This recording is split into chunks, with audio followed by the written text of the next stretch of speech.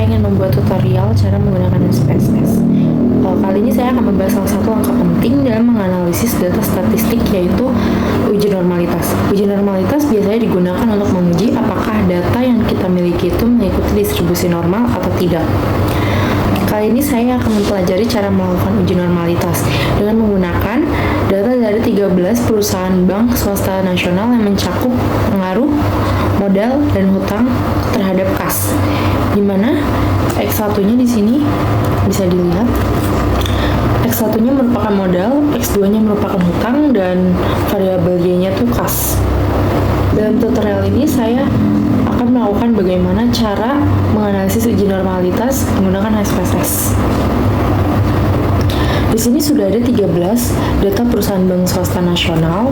Ya, tadi seperti yang sudah saya sebutkan, di variabel X1-nya itu ada modal, variabel X2-nya ada hutang, dan variabel Y-nya ada kas. Jadi kita buka SPSS.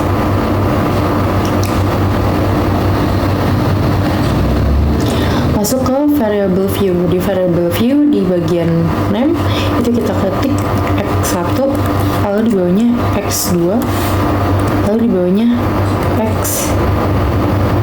Y, di bawahnya lalu Y.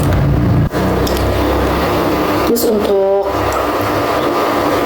desimalnya kita 2, jangan diubah, terus yang masyarakat kita ubah ke scale.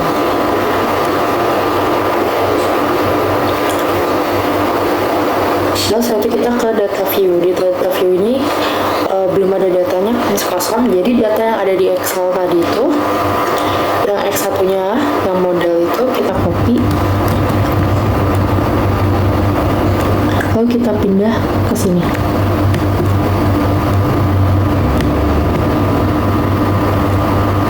Yang X2-nya juga sama, kita copy yang di Excel.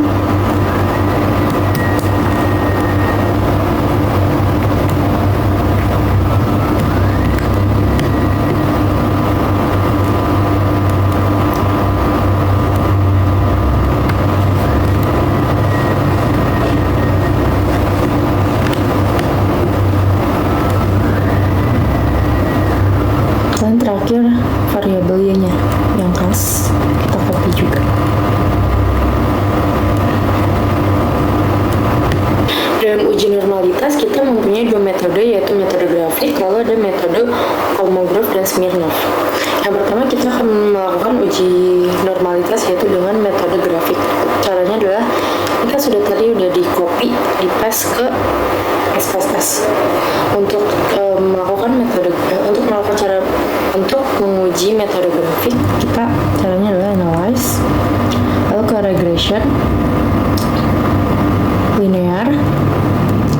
Setelah itu kita pindahkan X1 dan X2-nya itu ke independent, lalu Y-nya ke dependent.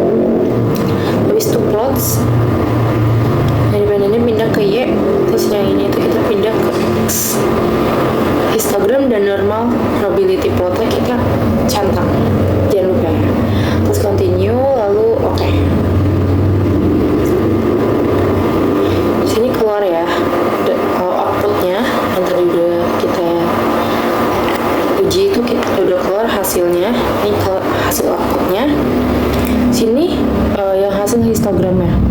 Berdasarkan output yang dihasilkan, tampilan histogram terlihat bahwa kurva dependent dan regression standar di sini itu membentuk lonceng, yang artinya tidak memiliki kemencengan ekstrim. Lalu untuk normal probability plotnya, berdasarkan outputnya, ini bisa dilihat. Berdasarkan output yang terlihat, titik-titiknya itu menyebar di sekitar garis diagonal. Meski ada yang memiliki jarak, namun jaraknya tidak jauh dari garis diagonal tersebut. Sehingga berdasarkan dua grafik ini, data terdistribusi normal. Lalu selanjutnya kita akan melakukan metode Kolmogorov dan Smirnov. Caranya kita analyze lagi, terus kita ke regression, lalu linear. Ininya nggak usah diubah, terus kita ke save, centang yang standar di sini, lalu continue, lalu oke.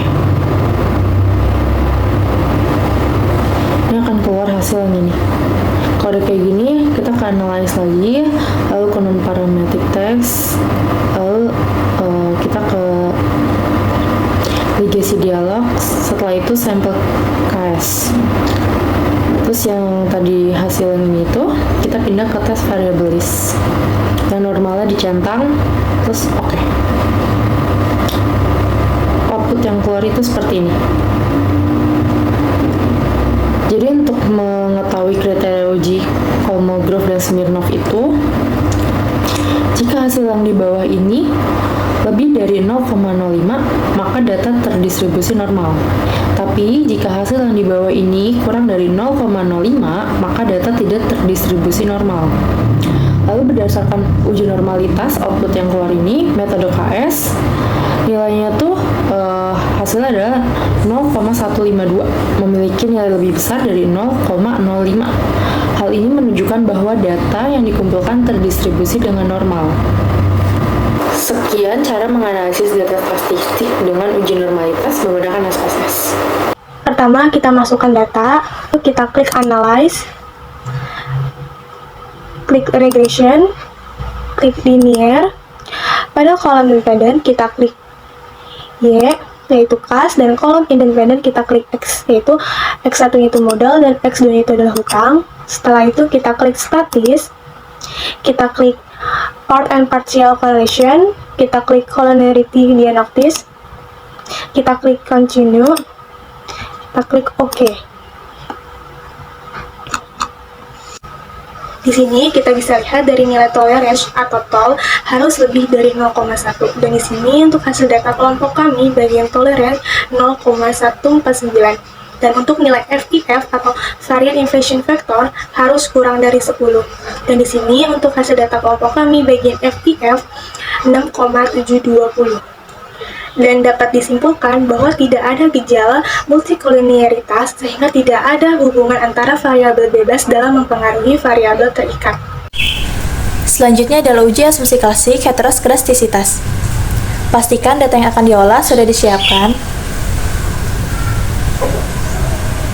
Untuk uji asumsi klasik heteroskedastisitas dengan metode grafik, pertama klik Analyze, klik Regression, pilih Linear, pindahkan variabel X ke kolom independen dan variabel Y ke kolom dependen, lalu klik Plots, pindahkan Spreadsheet ke kolom Y dan Spread ke kolom X. Klik Continue. Maka akan keluar hasil dari uji asumsi klasik heteroskedastisitas dengan metode grafik. Berdasarkan grafik tersebut, titik-titik grafik scatter plots menyebar secara acak dan tidak membentuk pola-pola tertentu, sehingga sampel yang digunakan terbebas dari heteroskedastisitas atau sampel tersebut bersifat homogen. Selanjutnya, untuk metode Glaser, pertama klik Analyze, lalu pilih Regression, klik Linear, pindahkan variabel X ke kolom independen dan variabel Y ke kolom dependen, lalu klik Save, centang under standard size pada kolom residual, lalu klik Continue.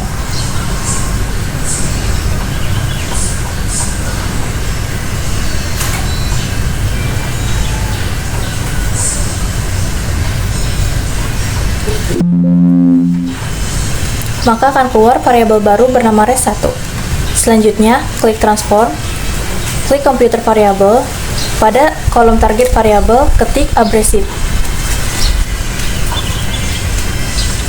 Pada kolom numeric expression, ketik ABS dalam kurung res_1.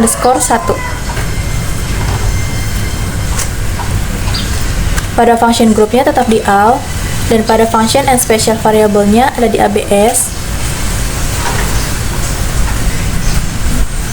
Lalu klik OK.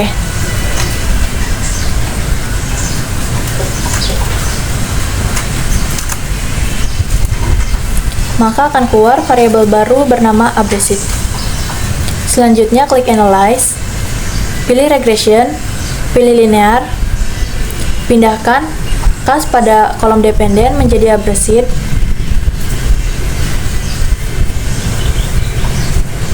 lalu klik OK.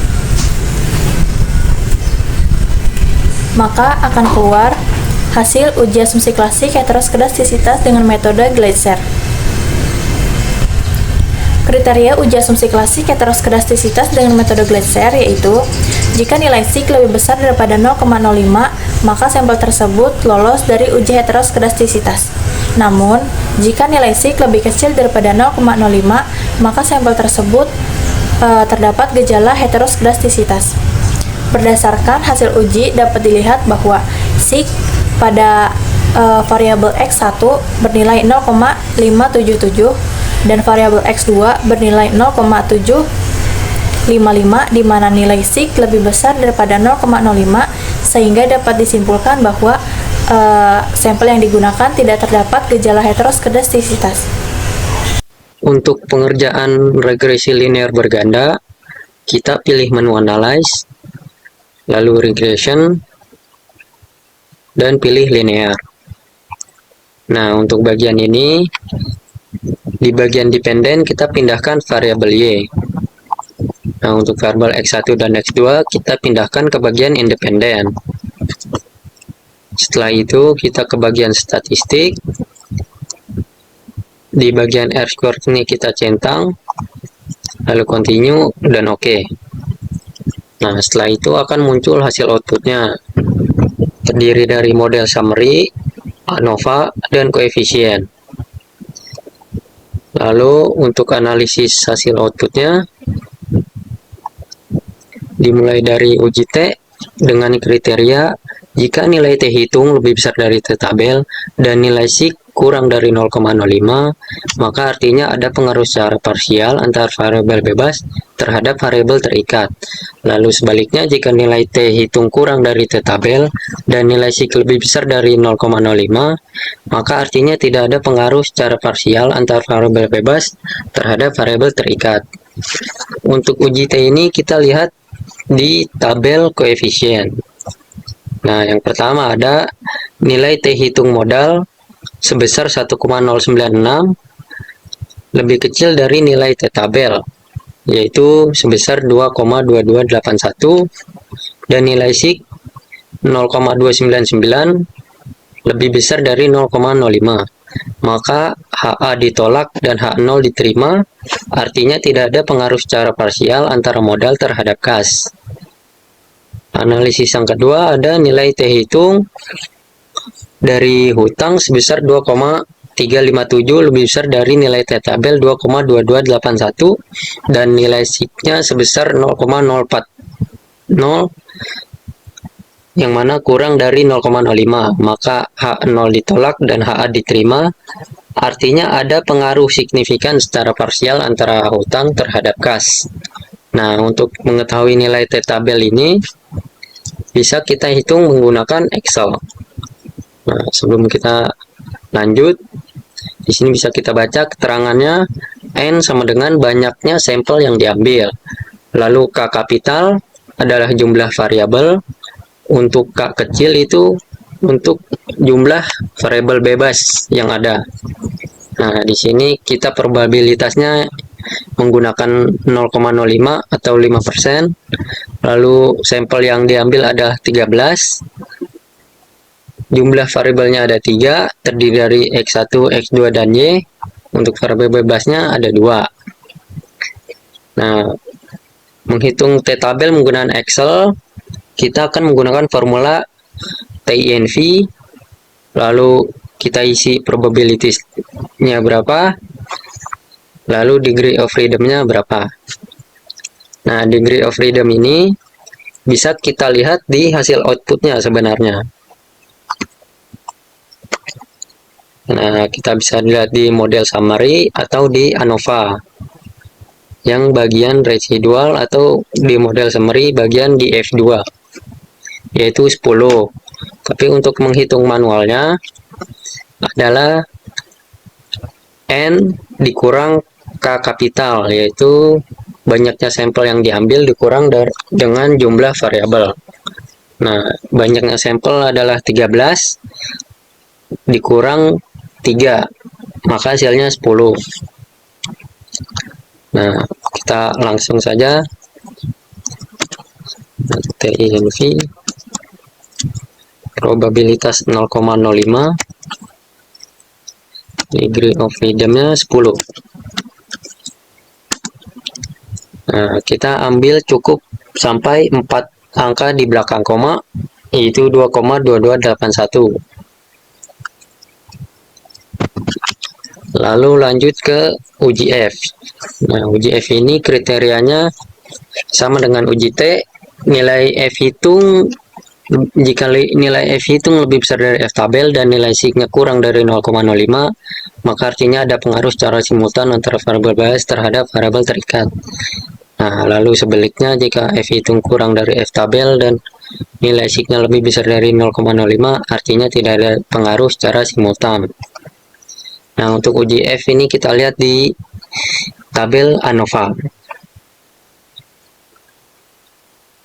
Nah, pada nilai F hitungnya ini dapat dilihat sebesar 38,717, yang mana lebih besar dari F tabel, yaitu sebesar 4,1028, dan nilai sigma sebesar 0,000, yang mana lebih kecil dari 0,05. Maka H0 ditolak dan HA diterima. Artinya seluruh variabel bebas, yaitu modal dan hutang, berpengaruh secara simultan dan signifikan terhadap variabel terikat, yaitu kas. Nah, untuk mengetahui nilai F tabel, kita bisa hitung juga menggunakan Excel. Nah, di sini ada formulanya f.inv.rt. Dengan memasukkan probabilitas, lalu degree of freedom 1 dan degree of freedom 2. Nah, ini bisa kita lihat di model summary dan juga ANOVA. Sama seperti tadi. DF1-nya ada 2 dan DF10-nya DF2-nya ada 10. Nah, untuk perhitungan manualnya, yaitu jumlah variabel dikurang 1, maka 3 dikurang 1 sama dengan 2, dan DF2-nya rumusnya sama dengan perhitungan T tabel ini. 13 dikurang 3 sama dengan 10. Lalu kita input formulanya. INV probabilitas 0,05, degree of freedom 1-nya 2, degree of freedom 2-nya adalah 10.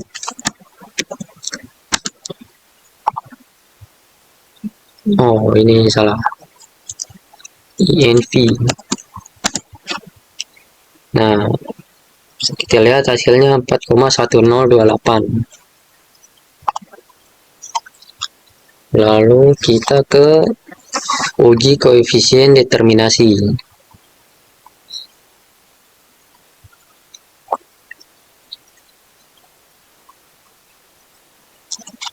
Sini untuk uji koefisien determinasi kita bisa lihat di bagian model summary kolom R square. Nah, pada kolom R square ini terdapat nilai sebesar 0,886. Nah, jika dikonversi ke persentase menjadi 88,6%, maka sumbangan variabel modal dan hutang dalam mempengaruhi variabel kas memberikan nilai sebesar 88,6%. Kemudian 11,4% sisanya dipengaruhi oleh variabel lain di luar dari penelitian ini. Nah, nilai 11,4% ini didapat dari 100% dikurang 88,6%. Hasilnya 11,4%.